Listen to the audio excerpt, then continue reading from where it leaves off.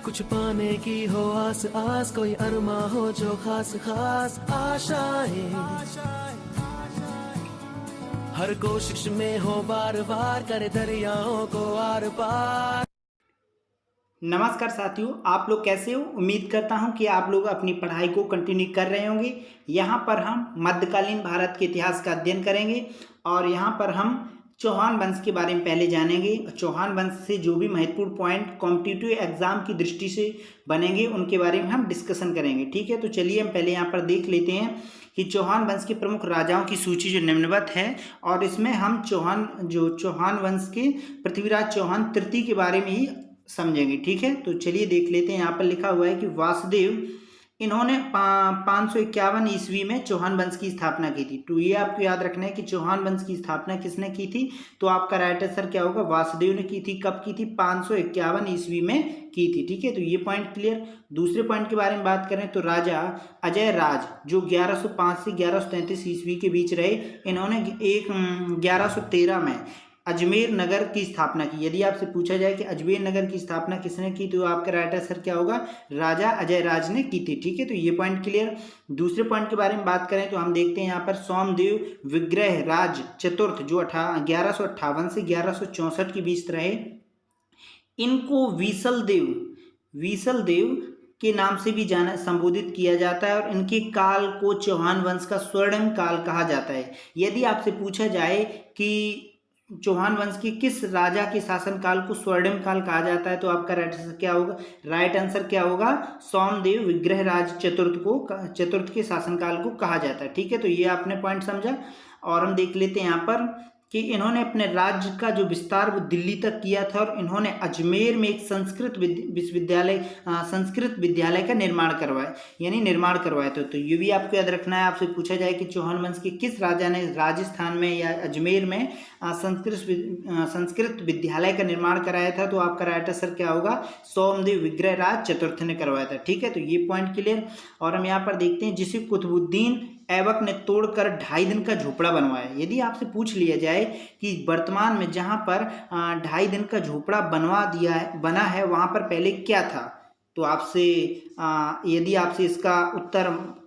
आपसे ये प्रश्न पूछा जाए तो आपका उत्तर क्या होगा, संस्कृत विश्वविद्यालय। तो यदि आपसे पूछा जाए किसने बनवाया था, तो आपका राइट आंसर क्या होगा, सोमदेव विग्रह राज चतुर्थ ने बनवाया था। जो वर्तमान में कुतुबुद्दीन ऐबक ने जो वहां पर कुतुबुद्दीन ऐबक का 2.5 दिन का झोपड़ा बना हुआ है। ठीक है, तो ये आपको याद रखना है। अगले पॉइंट के बारे में बात करें तो यहाँ लिखा हुआ है कि पृथ्वीराज चौहान तृतीय, जो 1178 से 1192 के बीच रहे, ये वंश के एक शक्तिशाली राजा थे।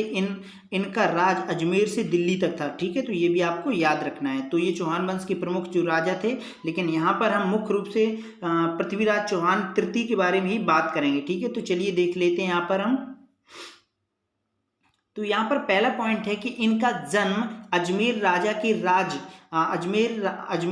के राजा सोमेश्वर के यहाँ हुआ था और इनकी माता का नाम कर्पूर देवी था। ठीक है, तो ये भी आपको याद रखना है। यदि आपसे पूछा जाए कि पृथ्वीराज चौहान की माता का नाम क्या था, तो आपका राइट आंसर क्या होगा, कर्पूर देवी था। ठीक है, तो ये पॉइंट क्लियर। दूसरे पॉइंट के बारे में हम बात करें तो यहाँ पर दूसरा पॉइंट लिखा हुआ है कि पृथ्वीराज चौहान की कुल 12 पत्नियां थीं, जिनमें से संयुक्ता प्रसिद्धतम और संयोगता कन्नौज साम्राज्य के राजा जयसेन की पुत्री थी। ठीक है, तो ये भी आपको याद रखना है कि राजा कन्नौज के साम्राज्य कौन थे, तो जो साम्राज्य के राजा कौन थे, जयचंद्र थे। ठीक है, और जयचंद्र की पुत्री ही सबसे संयुक्ता प्रसिद्धतम और मानी जाती है। ठीक है, तो ये पॉइंट क्लियर। दूसरे पॉइंट के बारे में हम बात करें तो तराइन का प्रथम युद्ध 1191 में पृथ्वीराज चौहान और मोहम्मद गोरी के मध्य हुआ और इस युद्ध में मोहम्मद गोरी की बुरे तरीके से हार हुई। यदि आपसे पूछ लिया जाए कि तराइन का प्रथम युद्ध कब हुआ था, तो आपका राइट आंसर क्या होगा, 1191 में हुआ था। यदि आपसे ये पूछ लिया जाए कि किन दो राजाओं के बीच हुआ था,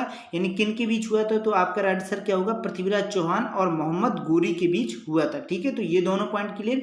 अब हम बात करते हैं नेक्स्ट पॉइंट के बारे में। यहाँ पर नेक्स्ट पॉइंट दिया गया है कि मोहम्मद गोरी का असली नाम मोहम्मद बिन साम था। यदि आपसे पूछ लिया जाए कि 1191 में तराइन युद्ध के समय जब पृथ्वीराज से मोहम्मद गोरी युद्ध कर रहा था तो उसका असली नाम क्या था, तो आपका राइट आंसर क्या होगा, मोहम्मद बिन साम था। ठीक है, और तथा इसका भारत पर आक्रमण करने का प्रमुख उद्देश्य एक मुस्लिम राष्ट्र स्थापित करना था। ठीक है, तो ये भी आपको याद रखना है। आपको यहाँ पर कंफ्यूजन नहीं होना है कि मोहम्मद गोरी था और एक महमूद गजनवी था। ठीक है, दोनों के बारे में हम आपको बता दें कि जो मोहम्मद गोरी था उसका मुख्य उद्देश्य मुस्लिम राष्ट्र यानी भारत को मुस्लिम राष्ट्र स्थापित करना था, जबकि मोहम्मद बिन महमूद गजनवी की बात करें तो महमूद गजनवी का मुख्य उद्देश्य भारत की संपदा को लूटना था, जिस पर सोमनाथ मंदिर पर आक्रमण किया था। ठीक है, वहां से जो संपदा लूट ले गए थे। तो दोनों पॉइंट क्लियर यहाँ पर कि हमने आपको बताया कि मोहम्मद गोरी का जो असली नाम क्या था, मोहम्मद बिन साम था। ठीक है, ये पॉइंट क्लियर। दूसरे पॉइंट के बारे में हम बात करें तो ये अफगानिस्तान के गोमल दर्रे से होता हुआ भारत आया था।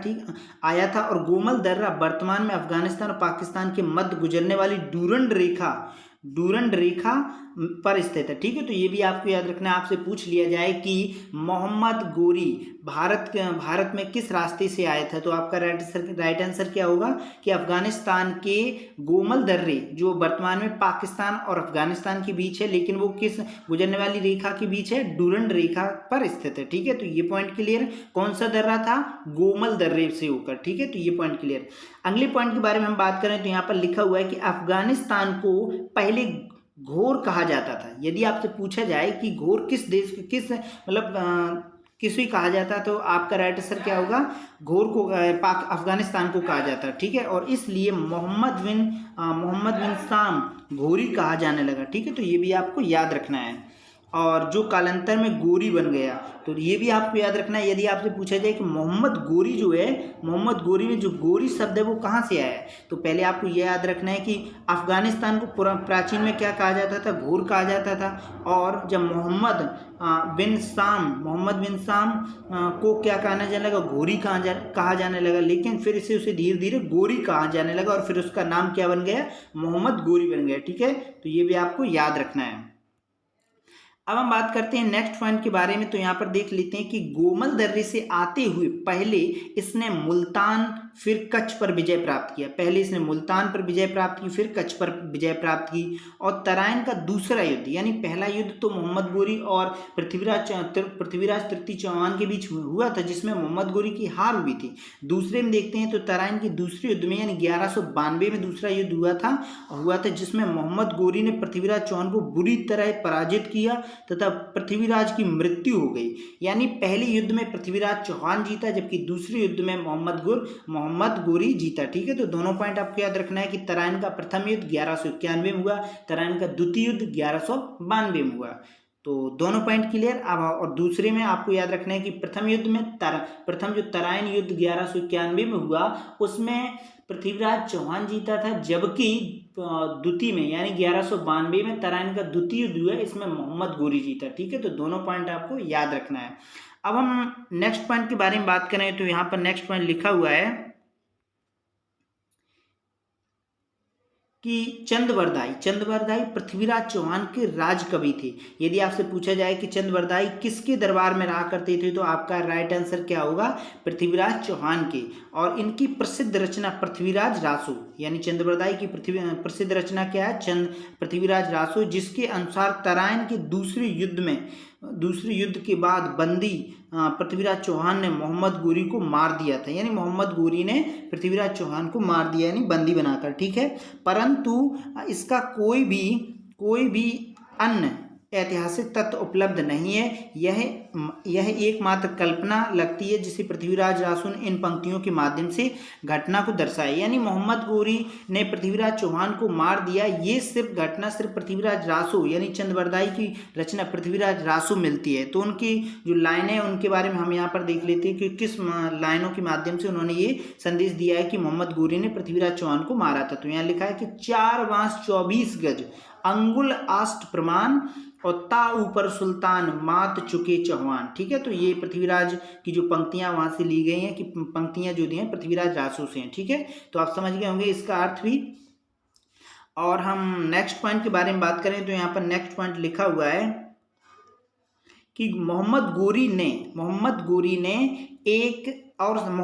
ने एक और शक्तिशाली कन्नौज राजपूत शासक जयचंद को 1194 में चंदावर के युद्ध में पराजित किया। तो ये भी आपको याद रखना है कि चंदावर का युद्ध किन के बीच हुआ था। तो पहला पॉइंट आपको याद रखना है कि चंदावर का युद्ध किन राजाओं के बीच हुआ था। तो आपको राइट आंसर क्या होगा, मोहम्मद गोरी और जयचंद, जो कहाँ का शासक था, कन्नौज का शासक था। ठीक है, पहला। दूसरा पॉइंट आपको याद रखना है ये कब हुआ था, 1194 में हुआ था। यानी मोहम्मद गोरी ने 3 युद्ध तो लड़े। पहला 1191 में जिसमें पृथ्वीराज चौहान जीता, दूसरे में 1192 में तराइन का युद्ध जिसमें मोहम्मद गोरी जीता, और तीसरा जो 1194 में चंदावर के युद्ध में पराजित कौन हुआ था, जयचंद हुआ था। और कौन जीत गया था, मोहम्मद गोरी जीत गया। ठीक है, तो ये पॉइंट क्लियर है। दूसरे पॉइंट के बारे में हम बात करें तो यहाँ पर दूसरा पॉइंट लिखा हुआ है कि झेलम क्षेत्र में नदी के किनारे मोहम्मद गोरी को गोखर नामक जाट कबीले के लोगों ने अपने ऊपर 1205 में हुए हमले के बदला लेने के लिए 1206 में मार डाला था। ठीक है, तो ये आपको याद रखना है कि झेलम क्षेत्र में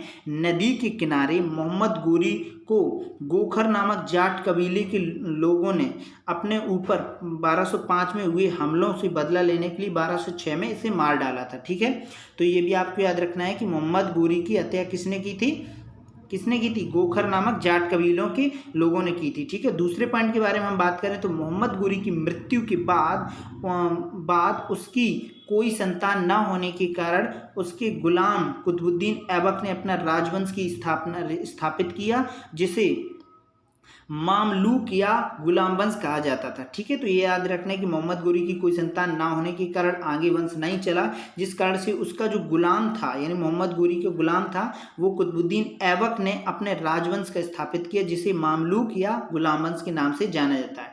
ठीक है, तो यहाँ पर हमने मध्यकालीन भारत के इतिहास के बारे में पहला चैप्टर के बारे में जाना, यहाँ पर चौहान वंश के बारे में। अब हम नेक्स्ट वीडियो में एक नए टॉपिक के साथ मिलेंगे। तो फिर मिलते हैं, तब तक के लिए नमस्कार।